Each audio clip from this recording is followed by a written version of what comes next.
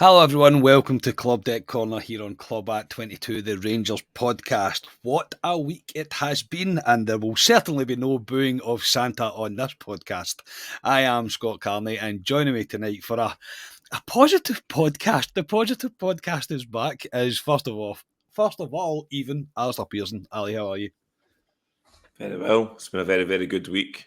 Obviously with Betis, and then obviously won the League Cup, so couldn't have gone any better, to be honest. And it'd be good to see if Santa comes out at half-time at Ibrox tomorrow night. Maybe we'll give him an applause to her or so. I reckon if Santa comes out to Ibrox tomorrow night, he'll get like the biggest ovation of his entire life, I would expect. I hope Rangers don't do that, but yeah, you never know. And Jamie Mackay. Jamie, how are you, mate? Suffering a bit with man flu? I'm suffering with man flu, but I'm clinging on for dear life, mate. Aye, but what a few days, and also it's good to see you come over at my place back on the Rangers playlist again at Hampden on Sunday. So a few happy bears. Yeah, it was very enjoyable. A very, very enjoyable day indeed. Ryan passes on his apologies. Ryan's got a chest infection. The Club Cup final has taken him and it's won. So Ryan's in his sick bed. So get well soon, mate. Hopefully see you back in not too long at all. Before we go any further, as you can see scrolling along the bottom of the screen, if you're watching us, it's time to talk about our live show.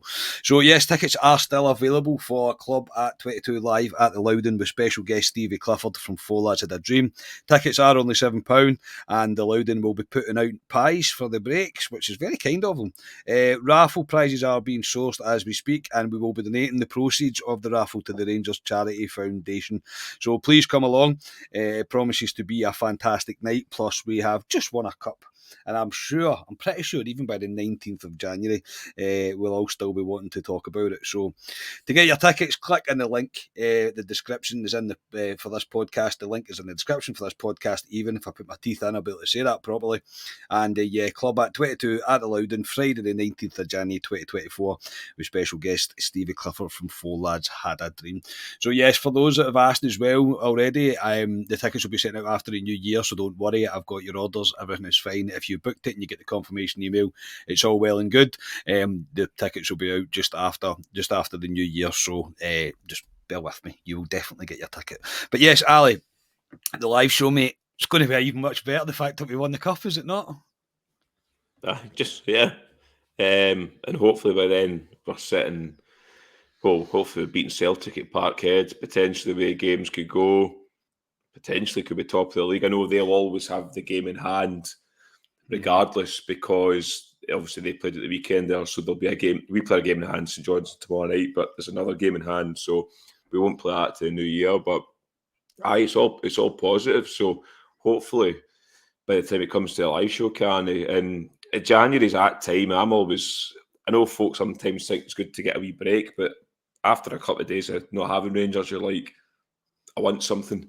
So I'd like to think a lot of folk would come along. £7, I think you've priced it pretty well, Carney, to come and see us clowns up on the stage. So and Stevie Clifford's here as well, and also the free pie. So I think it'll be a good night, and folks should come along and get involved with it. And they can get to talk to us as well. Ask us any question they want.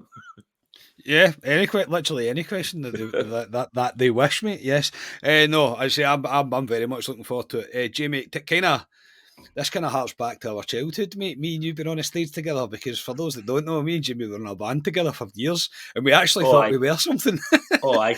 This is going back to the band days. I mean, don't bring a guitar because we were that bad. So no, I think the Loudon Tavern pies are going to definitely be the highlight. No music involved this time, Scotia. Definitely. No, none of us, we're not doing a tune. Please, nobody even ask us to do a tune, because it certainly is not happening. That was a different era. Seems like a lifetime ago. You've got to think, mate, that's like, what, 20 years ago we were doing that? Aye. Like, and maybe a wee bit more as well. Yeah. Absolutely ridiculous. Aye, we'll stick to the Rangers songs these days in our old age, mate. Definitely, mate. Safe. Definitely. safe as houses. So yeah, hopefully you can make it along. It'll be really good to see. Tickets are selling. They're selling well, but I don't want people to miss out. I understand the time of year and that it is. Hence why I think we've kind of went in at £7, which is a cracking deal. I think for all of us, a free pie. We're doing the Charity Foundation raffle, and plus you get to meet Stevie as well. Stevie will be there to pass his opinions and things, and hopefully we're sitting very pretty at the top of the league as well as winning the League Cup, which would be absolutely smashing. Promises to be a great night, and it's just before the Dumbarton game, so it's just a build up again to the start of the football proper returning. Just before we move on any further, Dundee Taylor, I have to give a massive shout out to him. He bought the podcast 3 coffees. Very much appreciated, Dundee. You're always in there with the coffee buying, so I really do appreciate that. If you'd like to do the same, you can support this podcast to reach the next level by joining the channel for as little as 99p a month. You can also buy the podcast a coffee and join the Coffee Buying Legend membership via buymeacoffee.com. All the links are in the description for this podcast. Right, gentlemen, Rangers. We will start with just a quick touch on the Betis game, because I'm very aware that I was the only one on Thursday and Friday last week to give my reaction to it. Ali, I know we did a brief bit as we were outside the Loudon on Saturday there, but we done things a hard way. Yes, we did, but it was the start of 2 pretty fantastic games, and this one can't really be underestimated either. The effort that the team put in on Thursday night in order to get us over the line, and ultimately, mate, we got the job done. Another night in Europe that Rangers can be proud of. Yeah, it was. I didn't see it coming, Carney. But at the same time, speaking to Ryan when we were on that cruise we were on, we said we wouldn't be surprised if Rangers won it, because it was I didn't think it was a pressure game for Rangers. They weren't expected to win it. The injuries we had, etc. But it wasn't a shock for me that they won it. Betis, I'll be honest, Betis when it came to Ibrox, Carney, I didn't think they were that great, to be honest, against the Michael Beale team at that time. But obviously, their record at home speaks for itself. Undefeated this calendar year, drew with Real Madrid the game previous. So, some achievement by Rangers with the players out, Carney. Players in positions they don't play, like Sterling, etc. Lammers having to play, Dessers having to play. These guys have been a bit of a joke figure this season. So, phenomenal achievement, Carney. And going into the last 16, we've skipped that round. There's more money in the coffers now for Clermont, hopefully in January, maybe reinvest in the team. So, yeah, positives, because at one point I honestly thought after the Limassol game it was conference for us. I really did, if I'm being honest. So getting that was a huge bonus for Rangers, and more importantly financially, because I think it'll give him something in January to invest in this squad, because I don't think the Rangers board would have thought after Limassol we would have topped that group. I don't think many would have, mate. I think we might have uttered the words to each other in the car after a Limassol game, mate, that we're probably not getting through. Yeah. This probably isn't going to happen. I think we would have, because we're realistic. Yeah, I know some people see it as being negative, but sometimes you think to yourself, nah, I can't really see it. But Jamie, the way that the team performed, especially in that second half, I thought the first half was a bit hear 'em, scare 'em, kind of. 2 really good goals by Betis, 2 really good goals from us, but Rangers hung out there in the second half, and we left everything on the pitch. And Kamar Roof comes on and does what Kamar Roof does, Mr. 6-yard box, mate, and gets a result. But it's a cracking result for Rangers, and it really, as Ali says, we miss out a round and we go straight into the round after. So it's a real positive for the club and Clermont.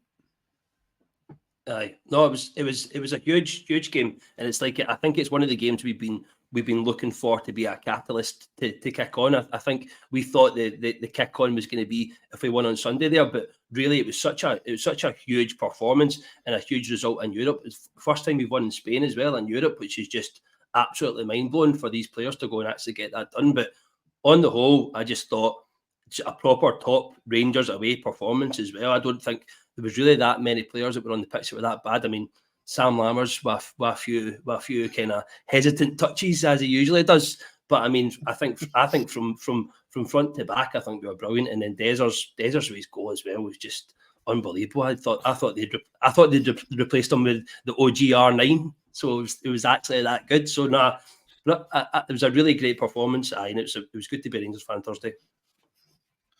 Absolutely, yeah, it was superb. Yeah, and no, no negatives on Lammers, not tonight. We're not doing that tonight. We'll not be negative. I'll give him a pass this week. But no, it was a massive achievement and a real springboard into Sunday. And into Sunday we'll go. Obviously we won the Viaplay League Cup on Sunday. We won the League Cup on Sunday. It's just nice to say that. It feels really good to be able to say that after 12 years. Obviously by beating Aberdeen by a goal to nil. A late second half goal by who else? Mr. James Tavernier. Jamie, I'll come back to you. Fantastic achievement. Long overdue. But the cup is now back where it belongs, mate. No, I mean we've been waiting on it for over a decade, haven't we? And it's been the one that's escaped us, and it's always like typically for a domestic season. We spoke about it last week on the pod as well, Scott. That really is you can kick on from a League Cup win. Really, I didn't think it was really that in doubt from us. I think it was a bit of a slow start. I'm sure we'll come on to the performance on the whole, but to have it back at Ibrox and then to see the scenes after as well, with the fans back there. I was getting underground back home from town, from Shield Road, and I met a wee boy and his dad, and the wee boy was just delighted. And see, at the end of the day, that's what it's all about. Because it's these generations of fans hadn't seen it yet, so it's brilliant to see. Yeah, as I say, I know you're new to the pod, Jamie, and just so people understand, obviously me and Jamie are exactly the same age, 3 days apart our birthdays are, and we grew up watching Rangers win everything. That was kind of what we done, and the League Cup was one of those things that we always won, and to go so long without it, it kind of boggles my mind when I think that the last time we won that was that Jelavic goal, and it kind of like I can't believe that's how long ago that was, but ultimately it is. But it feels very good. Ali, Jamie touched on the scenes, even at Hampden, but afterwards as well. At Ibrox, when the players going to Edmondson House, the pictures that you were seeing from the manager walking with the trophy and stuff, everything about it. The rest of Scottish football will always underplay anything that Rangers ever do well, mate, and they can and they will, and that's just the way of life because they hate us, and we're all absolutely fine with that. But it can't be underestimated just how big achievement this is for the club, how big an achievement this is for Clement, because that was a massive, massive pressure game for him. It might not have seemed like a lot. I know it was Aberdeen, if you were like, and we're expected to beat Aberdeen. But coming off the back of Thursday night, with the depleted squad that we have, the pressure would have been huge on Clement, and it would have, losing that final would have put pressure on him. Whether we like to admit it or not, it would have put pressure on him. But to see him and to see how much he enjoyed it, it was a real special day on Sunday. Oh, it was brilliant. Rangers had to win on Sunday, Carney. See if Rangers didn't win, that balloon would have been popped for me. I know if you look at the overall picture, but win the league, etc., but I mean, all of us before we went to the game were sitting. None of us were confident, Carney, because every pressure game Rangers went into, they failed pretty much. But then you thought, winning Betis, you would like to think, being a player out in Betis, doing what they did, they'd be desperate to go into this cup final and lift a cup. And they were Rangers. They're a better team overall. Slow start. Second half, I could feel it coming, Carney. You know how Aberdeen play. They niggly fouls, play for second balls, set pieces, etc. That's what they're looking for. Dealt them comfortably, but it's huge for Rangers. And you can tell by Clement, his reaction after the game. It was massive. And the fans as well, Carney. You could just see what it meant to everyone, even after we were in Church and Hill afterwards, and it was a great night, having a sing-song, etc. But that's what it should be, Carney. You going about yourself and Jamie, I'm slightly older than you two there, but we've grown up and seen it all and spoilt, to be honest, at the beginning, because we're used to seeing Rangers lift trophies every season. Similar to Celtic fans at the moment, they've been spoilt rotten with getting trophies lifted, and you see what happens to them after they lose a couple of games. But this is what spectacular, isn't it? It's brilliant, isn't it? It's quite funny, but it's true. They've been spoiled rotten. We were spoiled rotten in the 90s, etc. as well. So, but this is what Rangers should be doing. Rangers should be lifting cups.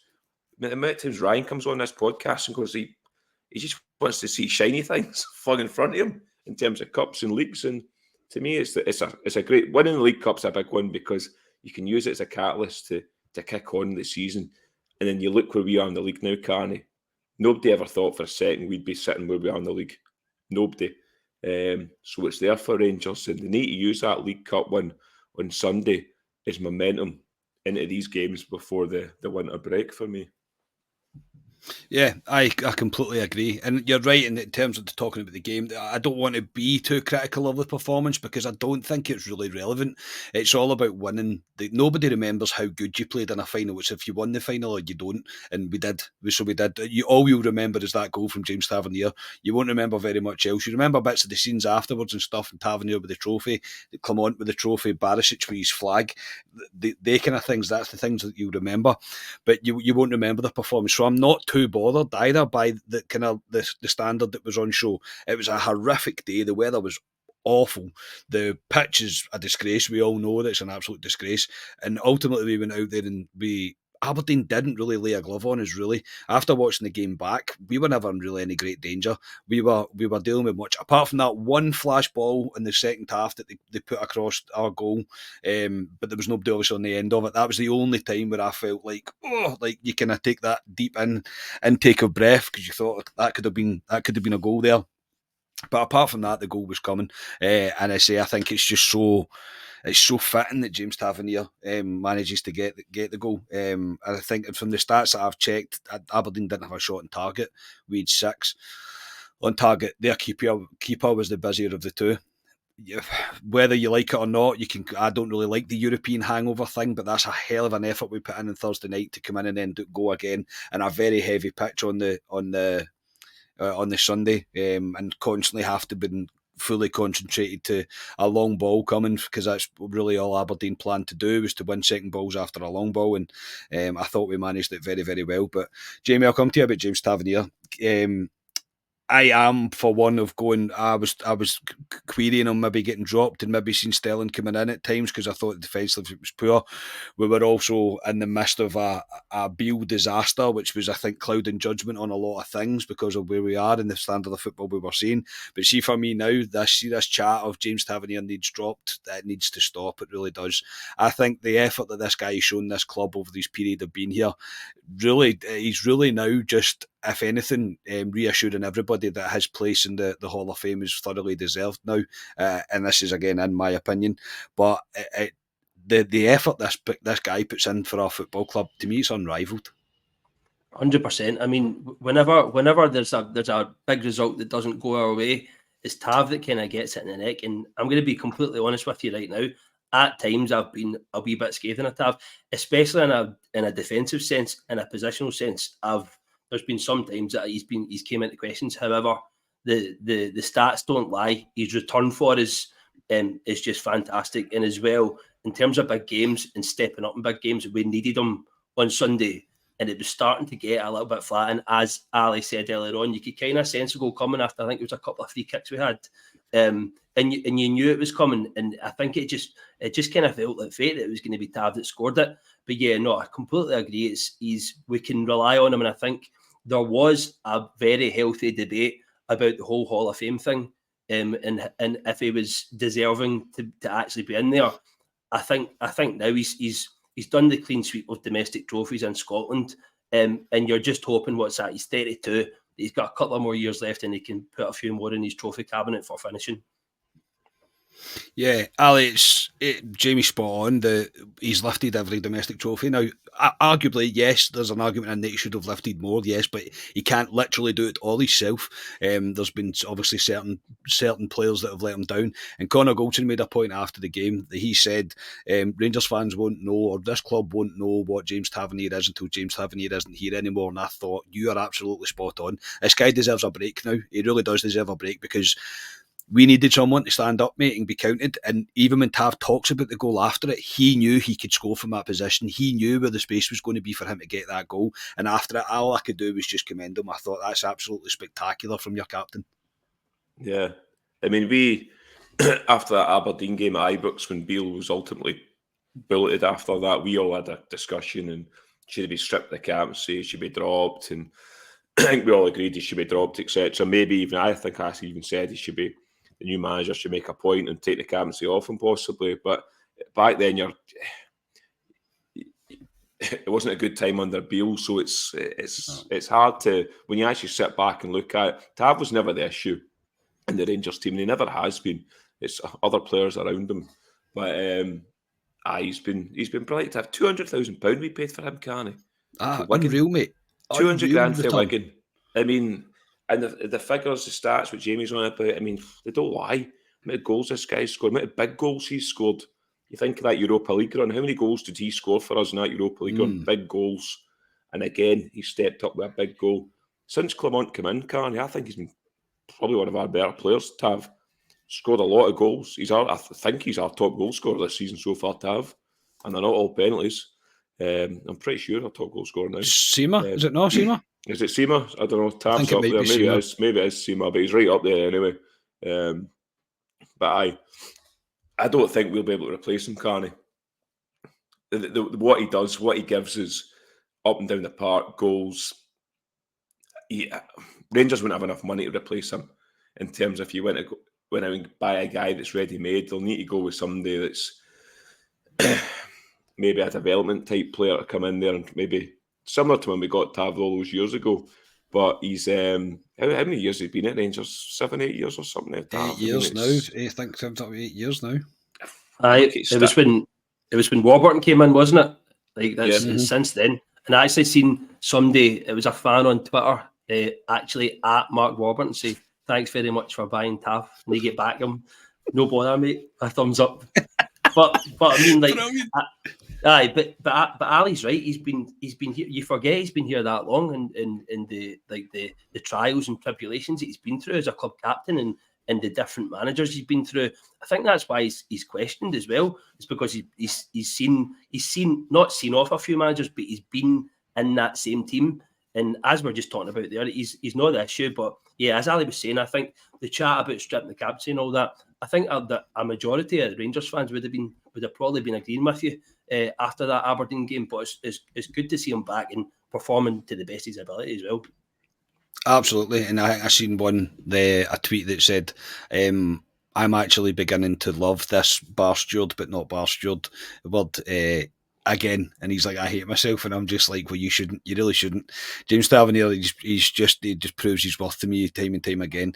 Again, he gets doubted, he gets the majority of the blame for stuff, and then he goes and pulls it out the bag like that. So no, I'm delighted for Tavernier. I really, really am.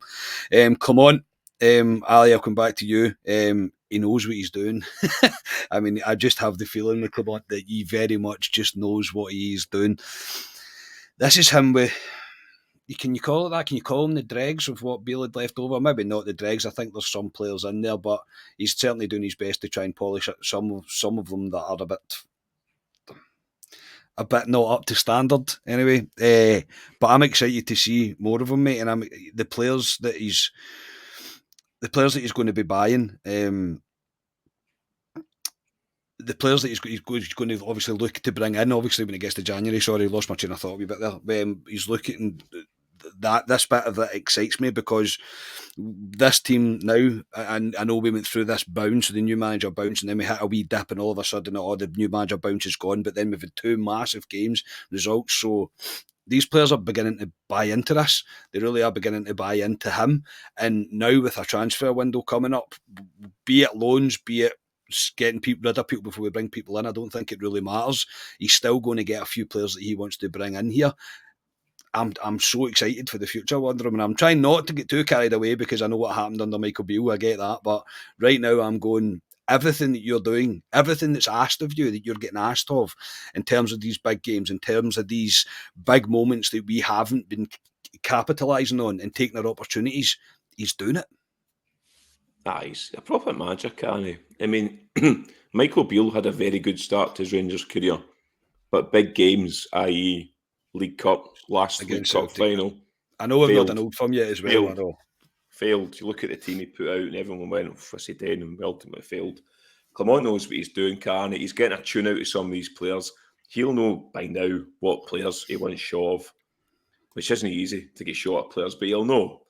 And I'm the same as you. I'm excited to see what it'll be like when he brings in players that he's worked with, he knows, he wants to bring in, because he's turned us into what we wanted, can't he?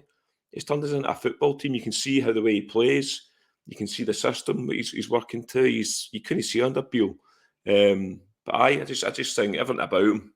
He's got a presence about him, the way the players talk about him, the belief he's put into these players. He's just he's a proper top manager, can't he? One of the press guys asked him today something about pretty much a faultless start to his Rangers career. Could he dreamed it any better? And then they kind of went, well, we've dropped points in the league, so it could have been better. And I like that because it's true, though. It's true. Like that Aberdeen game, he's probably talking about the one he's draw. But for me, yeah, when he first came, I didn't think he would be sitting where we are right now, Carney. I really didn't, in terms of those group of players and the injuries we've got since he's come in. That's the one thing he said about this team, about injuries. And when he's come in, Christ, injuries have got bloody worse. But it'll be exciting to see January, but mainly next season for me, Carney, when he's got a proper pre-season and he's got a proper squad in for him to see what he works with. But and after we've won the quadruple, yeah, is that what you mean? Yes, after we've been to Dublin. Yes, exactly. Yeah, after we've been to Dublin. then we'll see what he's all about after we've won the quadruple. Yeah, I get that. Jamie, I think Ali makes a point there about the injuries, and I think that's even more credit to Clement for the fact that even with this kind of injury-stricken team that we have and the problems that seem to run deep with the injuries within the squad, he's still managing to get a tune out of these players, and he's very much. If you've seen the away days thing on Rangers TV, after the full-time whistle, he turns round to the young boys and he said, "That's the first." And that was it. That's the first. And I'm like, yes, like more of this. Quite quickly, I think Clement has completely understood what he has to do here. And winning is the only option. There's no alternative to it. And he's very much of that. He's very much of that mindset. But so far, mate, the guy's report card for me is as good as flawless, really.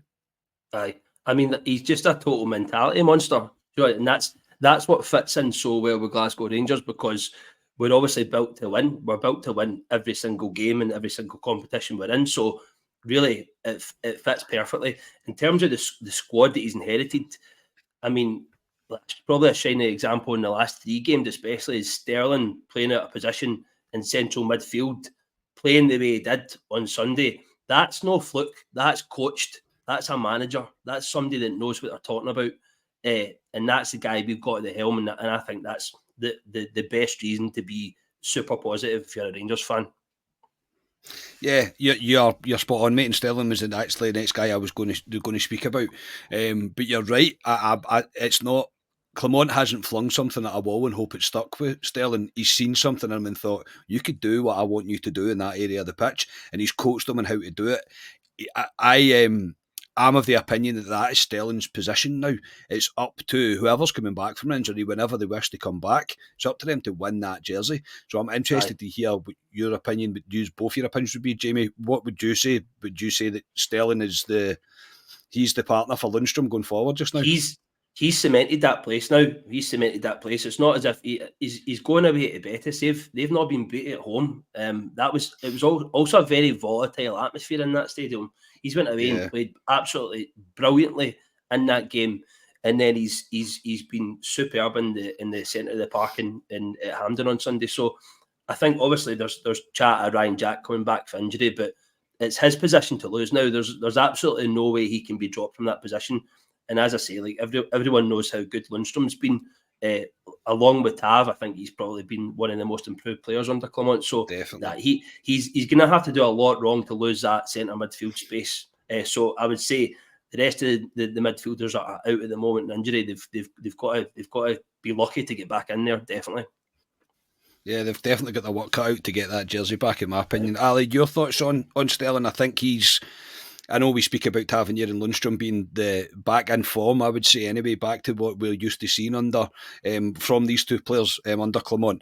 But Sterling, for me, it's just like a kind of out of nowhere kind of player. And it always happens usually when a manager comes in, he'll identify a player and he'll really coach them and he'll really push them through.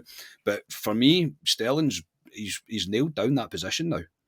Yeah, when I first seen Sterling, but we've seen him at right back against, I think it was a League Cup early doors, one of the rounds or something, and we've seen him at left back now and again. I thought he was all right, but he never stood out for me, Car. I never thought, wow, what a player he's going to be, or he could push Tav. I've always thought he was all right.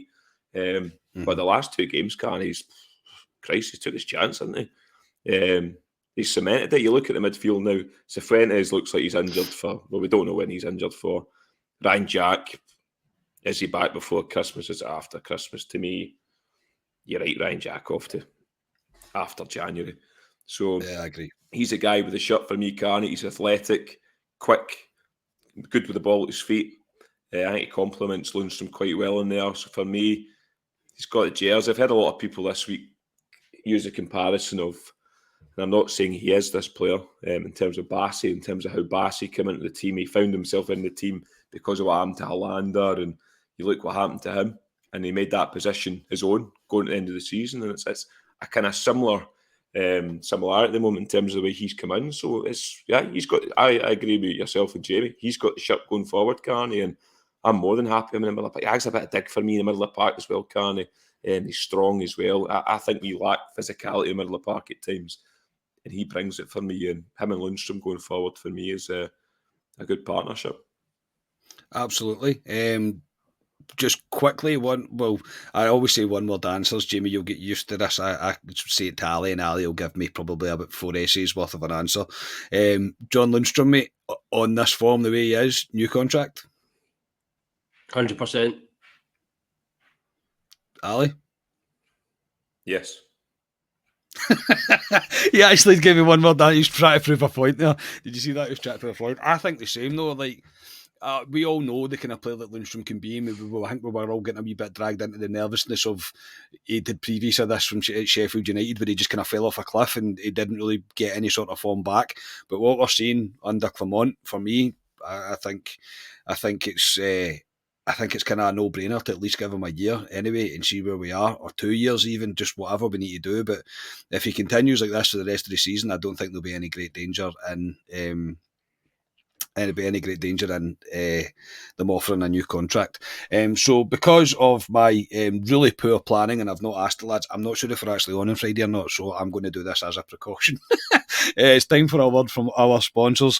The season for a fresh cut is finally here with the sponsors of this podcast, Manscaped. The leaders in below the waist grooming have just launched their 5th generation lawnmower to help you avoid another silent night in the bedroom this year. Take care of your South Pole with Manscaped and watch it shine like never before.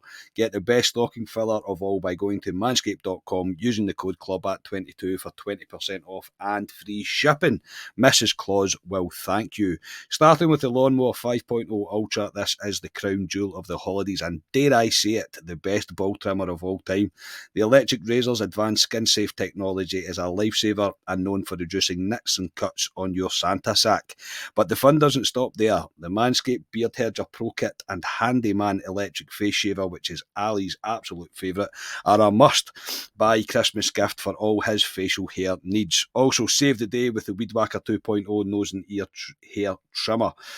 Take care of those chestnuts with Manscaped's Boxers 2.0 featuring the signature dual pouch to keep you calm, cool and collected. So get 20% off and free shipping with the code CLUBAT22 at manscaped.com. That's 20% off and free shipping with the code CLUBAT22 at manscaped.com. Say ho, ho, ho to a well-groomed mistletoe with Manscaped. Thank you to Manscaped for their continued support. Really do appreciate it. Their stuff is genuinely fantastic. Brilliant Christmas gift for man or woman, to be fair. I think they've got quite a lot of women products as well. So yeah, man or woman.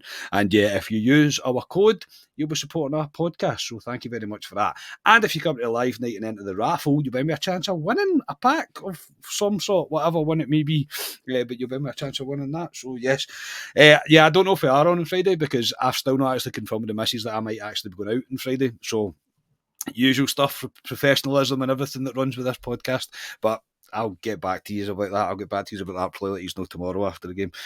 Before we come on to the St Johnstone game, we will just speak about a bit of news that came out earlier today, and it was the fact that there's going to be no fans at the Old Firm game at Parkhead on the 30th of December.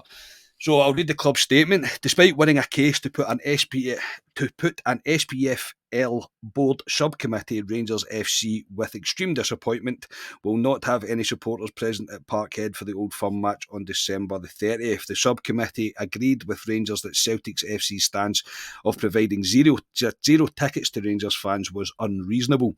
Despite the fact that the subcommittee agreed with Rangers. The subcommittee was unwilling to determine what a reasonable number of tickets for the fixture would be. It says subcommittee a lot in this statement. The subcommittee was unable to determine the reasonable number due to the fact that the other party had not submitted enough evidence on this issue, despite having ample opportunity to do so in the weeks and months leading up to the hearing. Rangers' position has always been clear. We want away fans from all clubs at our stadium and wish for that to be reciprocated when we travel to other clubs' grounds. This decision calls into question the effectiveness and highlights the procedural defects of SPFL Rule 127. To Rangers, it's grossly unfair that the club, in this case Celtic, fails to submit sufficient evidence as part of such proceedings. It effectively ties the hands of the subcommittee in being able to determine what a reasonable number of tickets should be, especially when the subcommittee agrees that the reasonable number cannot be zero. Conversely, if a club, in this case Rangers, complies fully and provides all necessary information in good faith, it can still be penalised. The club will consider its position before participating in any further SPFL-led hearings. Rangers, alongside several other SPFL clubs, also looks forward to the overdue findings of the ongoing protracted SPFL governance review. Rangers will be making no further comment at this time. Ali, a subcommittee that does nothing is the most SPFL thing I've ever heard of. What's the point here? What's the point? There's literally no point in it at all. This coming out today is no shock to me. See, I knew we were getting no tickets. Celtic have went, it's our ball, and that's the end of it. They're not engaging with this subcommittee, so it's a joke, can it? It's tit for tat. We could be this in our podcast on its own. We've covered it on the podcast. Celtic want the full Broom loan. That's what they want. They want the full Broom loan back. Rangers have went, you ain't getting the full Broom loan back. So it's tit for tat with the two of them at the moment. I can't see them coming to an agreement. For me, it should be the European allowance. But again, it's another podcast on its own. But this subcommittee, there's no point in it. Celtic haven't engaged with them.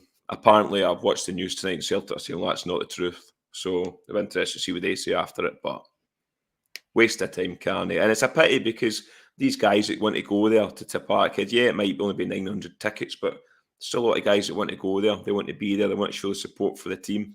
And ultimately, Celtic have just went, nah, you're not coming. They've decided, Celtic, not this subcommittee. Celtic have decided.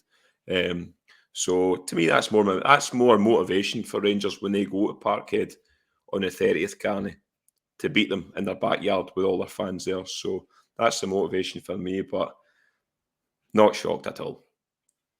No, Jamie, it's becoming pretty pathetic now and embarrassing, really for Scottish football as a whole, for this to continue on. And look, I'm not going to be naive here. I'll slightly tip down my blue tinted glasses.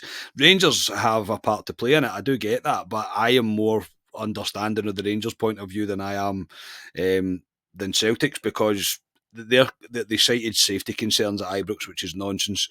It's just an absolute farce, and it's a made up rule to get out of it. I do believe that Celtic are trying to hardball Rangers, and that they're trying their hardest to make Rangers fall, and Rangers are just not really going to put up with it. But this subcommittee thing, it's nothing to do with the subcommittee. Celtic have went, you're not getting any tickets because we say so, and the SPFL subcommittee have just went, okay. So is the subcommittee the Celtic board? That's what I'm struggling to understand. Probably, you know what I mean? Yes. I would imagine it's. I'd imagine it's chaired by Lowell. Yeah. Aye, it sounds a hell of a lot like that. I mean, obviously that the whole thing splits opinion within Rangers fans. As you say, we've got our part to play in it. It seems like now a case of who's going to blink first. They want the full Broom loan back, but it's dating back years now. We've shifted loads of season tickets in there. Folk will be getting moved all around the stadium. As Ali says, the Dortmund allocation seems like a fair way to go.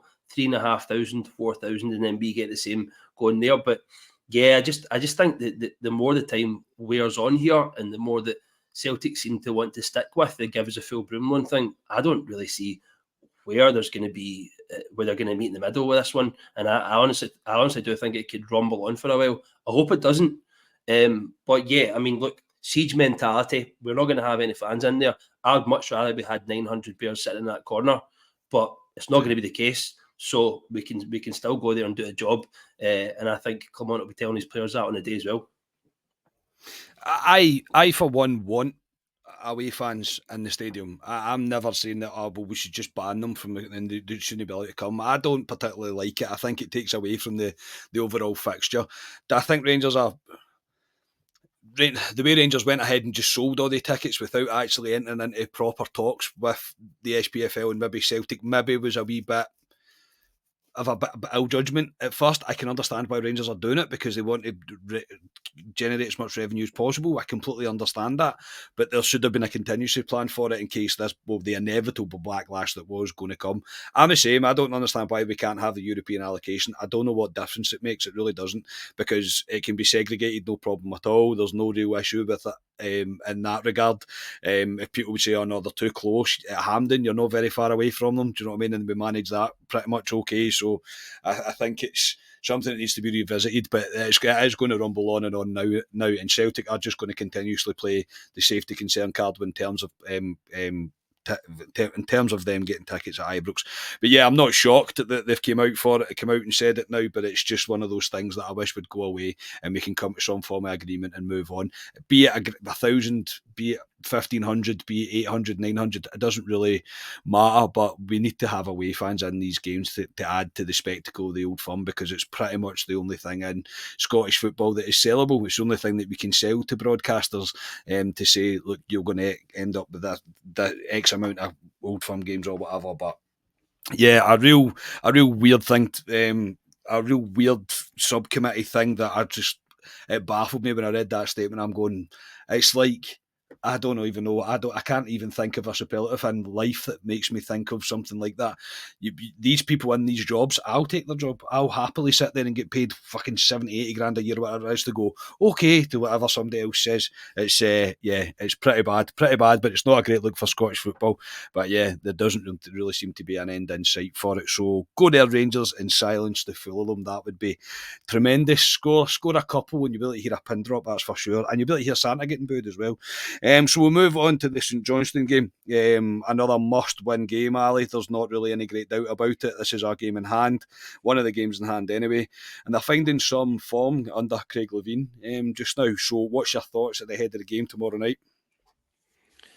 Yeah, St Johnstone, since Levein's come in, he's got them organised, Carney. They don't concede a lot of goals now since he's come in. They've picked up a few wins as well. They've climbed the table now. I think they've only conceded, I think, one goal most games, apart from the Celtic game. And when you've seen that, Celtic scored 2 in the last 10 minutes, whatever it was. So they're organised, which you would expect under Levein. I don't expect them to come to Ibrox tomorrow, Carney, and have a go at Rangers. So strap yourself in for Levein parking 2 buses there and turn for straight Rangers. I think it'll be a frustrating night tomorrow night. I think we'll need to stick in with the team tomorrow night. If we could get the early goal, Carney, which is the cliche, I think that would help us big still. But yeah, I think Rangers should beat St Johnstone tomorrow night because we get better players. But it's going to be a tricky one. They're playing all right. St Johnstone, like I say, they're well organised. We struggle with teams that are organised in terms of breaking them down. But I fully expect Rangers to win. But I don't think it'll be as easy as it's just St Johnstone, because, like I say, they're an organised team. Yeah, they are. And Jamie, I don't think there's any great shock that a Levein team's not conceding many goals. It's kind of what he does when he goes into a club. He kind of stops them conceding. He makes them organised, and I agree. I think it's going to be a kind of a 5-4-1 we'll probably be playing against tomorrow night. I wouldn't imagine them to be really coming to Ibrox to try and give it a right go. They'll be to try to frustrate the crowd, all the usual stuff. But this is what these games are all about for us. When these teams come, we just have to find a way to break them down and win. Well, it's a huge game tomorrow because we know we can cut that gap to 2 points. So it's a massive mentality game for us. Yeah, as you say, Craig Levein, we know how he's going to come and set up. It's going to be almost a bank of 10 at the back end. I mean, the only thing that fills me with a wee bit more positivity about tomorrow is, I think if this game had been under Beale, I'd have been a wee bit scared about it. But we seem to move the ball a lot quicker under Clement. So I think we can, I think we can get in behind a lot better. So yeah, no, I think it's going to be a Rangers win, but I agree with Ali. I think it's going to be a tough old night at Ibrox, I think. I will take any win right now. I will take any win. I don't really care what win it is, just a win. I really could not care less. So on that, Ali, I'll come to you first. Give me your team for tomorrow night, mate, and your score. I think he might make a couple of changes, Carnage. We've got a few games coming up before the winter break. So team, Butland in goal, Tav, Goldson. I think Balogun will come out because I think they'll keep him for a Motherwell. So I think Davies will come in there. I was humming a horn about Yilmaz. Barisic at left back. Lundstrom, Sterling, Cantwell, Dessers through the middle, Seema one side, and I think McCausland was toiling at the end of that game, so I'm pulling him out and I'm putting Scott Wright out there, and I'm going to go 2-0 Rangers. First goal scorer will be Dessers.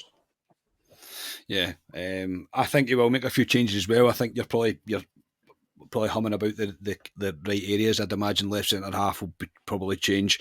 I think Yilmaz might come in because I think they might sit in, and I don't think they'll be really trying like long ball antics or anything too much like that because that I would be tending to lean towards Barisic for that. But no offence to Yilmaz, but he got leapfrogged by Balogun, so he's not a very tall man in terms of winning aerial battles. And yeah, I think Barisic has started to improve a bit. I think he's looking much more like himself. I mean, he got to the byline and got the ball into the back post for Tavernier on Sunday, which is a sight to behold. It really is. And I don't want to say this, but I do. The only other change that I can really see is, Scott Wright, McCausland. I think Lammers will play instead of Cantwell because Cantwell made mention that he hasn't trained very much recently, and I think he'll bring Lammers back in. I hope I'm wrong. I really hope I'm wrong. Jamie, your team. My score, I'll also go 2-0 Rangers, and I'll go Dessers to score first. Jamie. I'm not a million miles away from you guys here. I'm going Butland, Tav, Goldson. I think Davies will come in as well for Balogun, give him a rest. Yilmaz for the same reasons as you, Scotty. I've actually put here Sterling/Jack because I don't know if Ryan Jack's going to be back or not. He was kind of alluding to it a wee bit. So I think if Ryan Jack's fit again, I think he might chuck him in with Lundstrom. If he's not, it's going to be Sterling and Looney sitting in. I think he'll play Cantwell because I think he'll know it's going to be a stuffy old game against St Johnstone. And I think he knows he's going to need to unlock that defence. Dessers through the middle, Seema on the left, and then I'm going with Matondo on the right in place of McCausland because I don't think he's had a lot of game time recently. And I'm going to go with 2-0 Rangers and Dessers to score. Yes, I'm all for it. 2-0 absolutely suit me down to the ground. I'll be delighted to get a 2-0 win tomorrow night, that is for sure. So yes, for tonight, that will do us a mostly positive podcast. I think the only negative was the fact that there's no fans at Parkhead on the 30th, but such is life, can't always be positive. But no, it's been a tremendous week, really tremendous week. Ali, for tonight, thank you much. Thank you very much, mate. No problem. Looking forward to being back at Ibrox tomorrow night. I think the weather's to be dry tomorrow night, Carney, looking at it. Dryish. As long as it's dry, that'll do me. I think it's to be windy, but as long as it's dry. But yeah, tomorrow night, Carney, patience is a key, I think, not just for the players, but for us in the stands as well. And you know what we're like. I'm murder for it. But yeah, we should have enough to beat St Johnstone tomorrow night. So as always, Carney, it is over to you, Rangers. That is indeed. Jamie, thanks very much, mate. Yeah, thanks a lot, boys. Now, looking forward to going tomorrow, laying down a marker, getting back in this title race and going for it. That's what it's all about. That is what it's all about. We will be back tomorrow night with a club reaction after the game. Probably me and Alistair from the car, I would imagine. So until then, I hope you enjoy the rest of your Tuesday, what remains. I hope your team wins on Wednesday, and we will speak to you after the match. Again, just a wee plug again for the live show. To say tickets are on sale. If you want to come see us, please do get your tickets. It'd be good to see you. And usual stuff, like, subscribe, all the usual jazz. And we'll speak to you tomorrow. We are Club at 22, the Rangers podcast. Cheers, everybody.